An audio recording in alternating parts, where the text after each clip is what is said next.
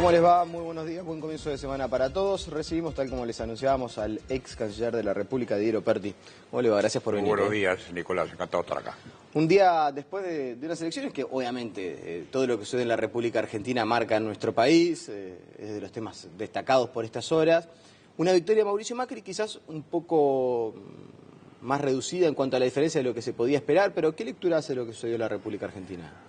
Bueno, dice muy bien usted cuando habla de qué lectura, porque habrá espacio para interpretaciones más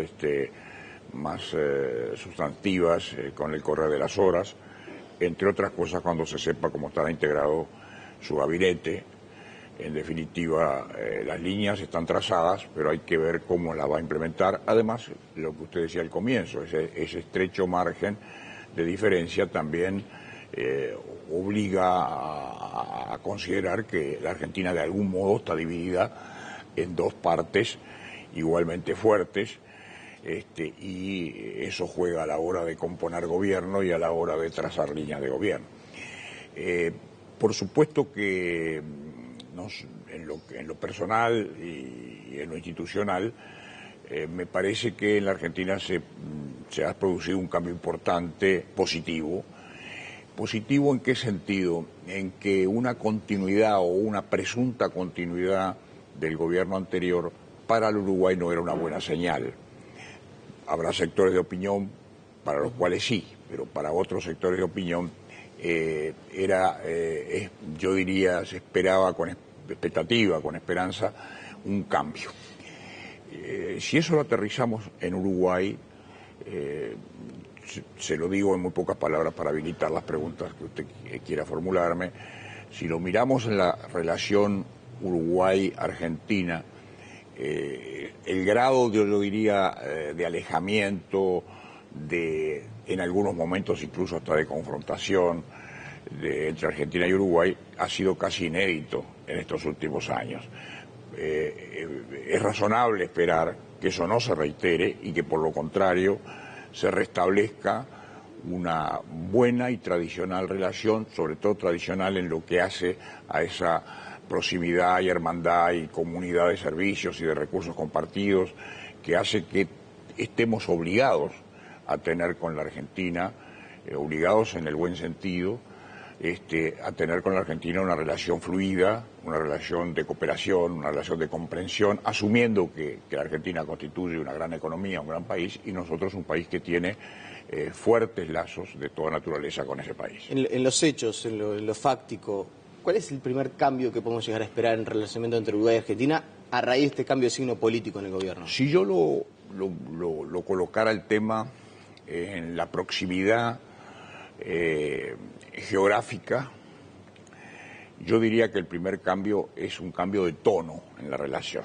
Es decir, yo creo que uno ha sentido que en la llamada era Kirchner ese tono de relacionamiento bilateral entre Argentina y Uruguay en algunos momentos fue muy difícil, incluso bajo diferentes gobiernos, o sea que fue un tono impreso por el gobierno argentino, por las autoridades argentinas.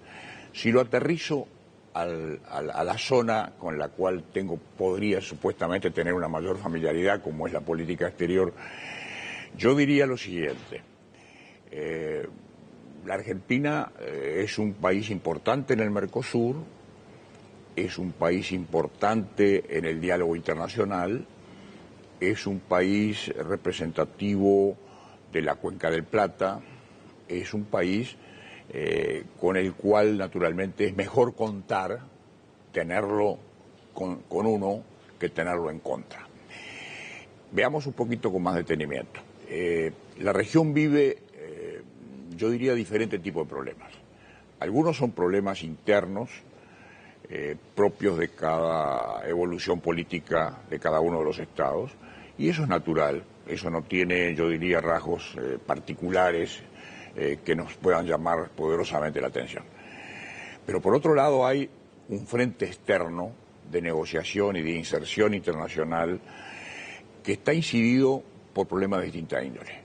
Tenemos problemas típicamente comerciales, de acceso a los mercados, de formación de nuevas coaliciones comerciales como es la Alianza Pacífico y el llamado TPP. Por otro lado tenemos un Mercosur un tanto aletargado, al cual habría que sacar de esa situación para devolverle esa vitalidad que de alguna manera hoy está afectada.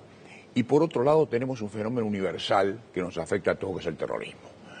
No quiere decir que el terrorismo no existiera antes, no quiere decir que no hubiere ya manifestaciones desde hace algunas decenas de años de este fenómeno absolutamente criminal, a mi juicio. En esos distintos escenarios, reforzar la relación de países vecinos es reforzar la cooperación, es reforzar el comercio, es reforzar la alianza de inteligencia para entender lo que está pasando, es reforzar nuestras fronteras, es en definitiva configurar un mapa político que le lleve al Uruguay, yo diría, la tranquilidad de saber que en una de las veredas tiene a un país con el cual está colaborando y eso es recíproco. Y del otro lado, otro país como Brasil, con el cual el Uruguay ha venido sellando acuerdos en estos últimos tiempos y que más allá de la situación particular que vive Brasil, tienen la solidez de un acuerdo entre un gran país y un pequeño país. Me va dejando las respuestas a algunos asuntos que después voy a retomar porque me parecen, por cierto, interesantes, pero ¿es esperable que Macri asuma una especie de liderazgo para dar ese viraje al contexto internacional, a posicionar al Mercosur de otra manera en el mundo? Eso es lo que cabría esperar. Ahora, la pregunta de si podrá hacerlo o no podrá hacerlo la irá contestando el transcurso de los días y los acuerdos políticos que él pueda celebrar. Pero tomemos algún ejemplo concreto. En su campaña electoral, Macri, en más de una oportunidad, refiriéndose a la situación de Venezuela, concretamente, ha dicho que no va a dudar en movilizar los mecanismos de la Carta Democrática Interamericana. Yo creo que vale la pena para el televidente tempranero explicar un poquitito brevemente, si Nicolás, si usted me lo permite, este punto. El Uruguay, junto con los demás países integrantes de la OEA, aprobó el día del ataque a las Torres Gemelas, o sea, el 11 de septiembre de 2001, en Lima, la Carta Democrática Interamericana. ¿Qué significa esto? Significa que los países del sistema interamericano se han obligado a defender el sistema democrático como única garantía de los derechos humanos. Y han acordado, entre otras normas, que el secretario general de la OEA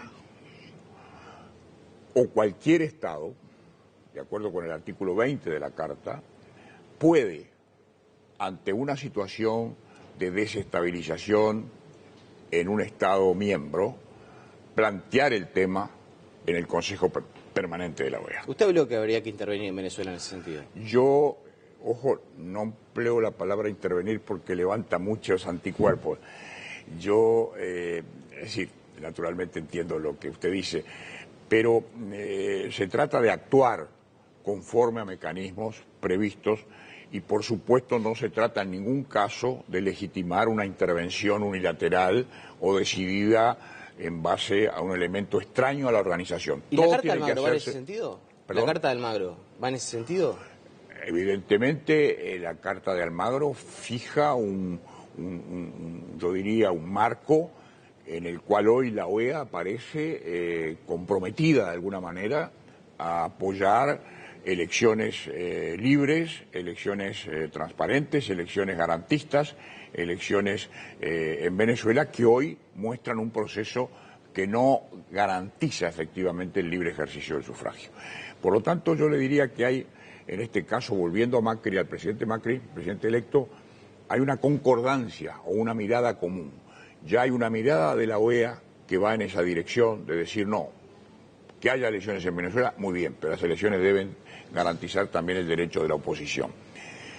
Y por otro lado, Macri, que dice que no temblará su voluntad de movilizar los mecanismos de la Carta Democrática, está mostrando una coincidencia de diagnóstico de la situación muy importante.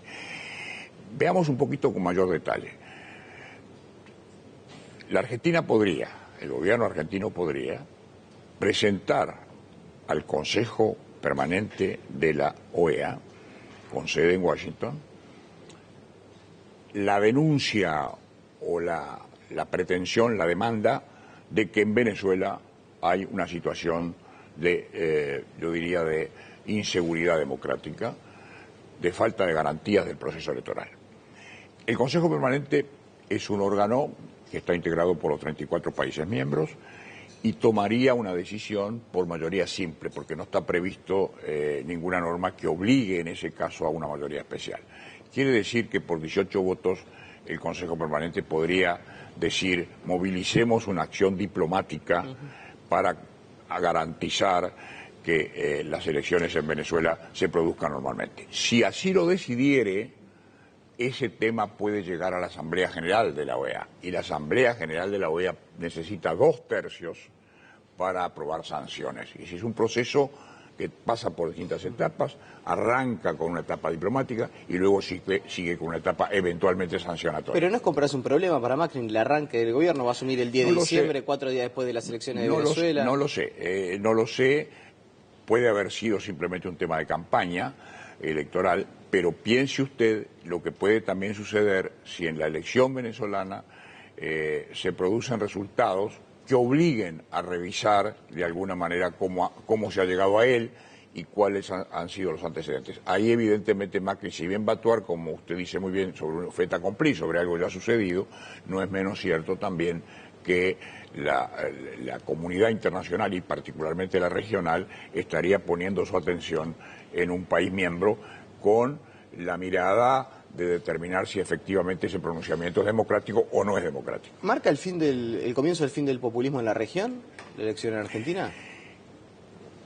Es difícil dar una respuesta categórica de sí o no en este tema. Marca un cambio importante y marca una modificación de tendencias. Y los países como las regiones viven tendencias. Los cambios no son cambios que se puedan producir de modo instantáneo. Sin duda, modifica sustancialmente la mirada que pueden tener algunos países de la región entre sí, y las alianzas que se pudieran tejer marcan algunas orientaciones diferentes. Lo imagino mucho más a Macri tratando de cultivar un relacionamiento más profundo con Chile, con Perú, con Colombia, con Uruguay, incluso porque así lo ha expresado en algunos momentos, que bajo una administración que de alguna manera estaría condicionada por los antecedentes que ha tenido la administración de Cristina Fernández. Me quedan 3 minutos, hay 2 preguntas que no quiero dejar de hacerle. Si me tuviera que definir en pocas palabras, sí, ¿qué significó el gobierno kirchnerista para el Uruguay? Algo negativo. 2 palabras. Y si usted quiere una tercera, algo muy negativo. Porque primero no conocía al Uruguay. Luego no vino nunca en visita bilateral de Estado. Cuando vino, ninguno de los dos, ni él ni su esposa. Tercero, llegamos a La Haya, a la Corte Internacional de Justicia de La Haya, llegamos por actos, yo diría, de falta de diálogo, de ruptura de una relación de vecindad, como debe haber entre 2 países que comparten recursos naturales, como es el río Uruguay. En cuarto lugar, si usted me permite,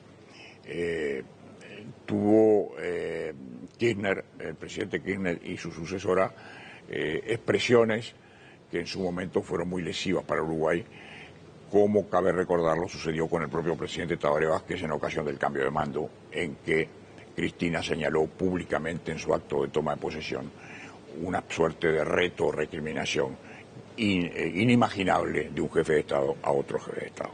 Pero además, en lo concreto, cada temporada turística ha sido siempre precedida de medidas restrictivas en la Argentina para disuadir o desalentar la venida de turistas argentinos al Uruguay. Cada decisión en la cual de alguna manera Uruguay ha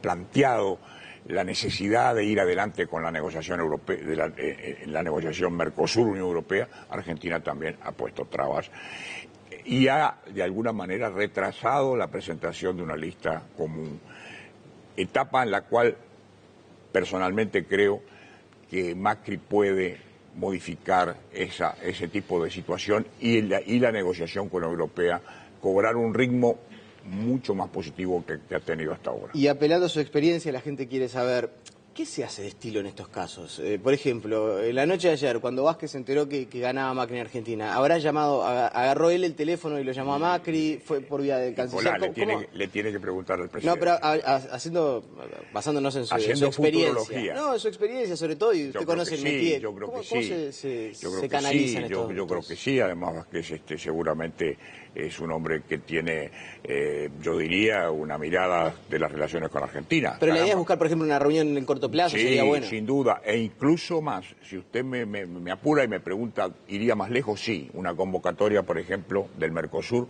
para hacer eso que en los últimos tiempos se viene llamando sinceramiento del Mercosur, para saber en qué estamos, hacia dónde vamos, si queremos mantenerlo y cómo, si queremos revitalizarlo o no, si queremos cerrarlo, clausurarlo o abrirlo con un nuevo impulso. Todos esos son temas de la región en los que indudablemente la presencia del presidente Macri nos garantiza una consideración colectiva del tema. Se dice que el primer viaje de Macri va a ser Chile, Uruguay y Brasil. Bueno, eso está dentro de la lógica regional y de la lógica política. ¿Le llama la atención que Macri ayer no haya mencionado especialmente a la región? En su discurso habla del mundo, de Argentina, el mundo, pero no menciona la región. Pero había hablado en lo previo de mejores relaciones con todos.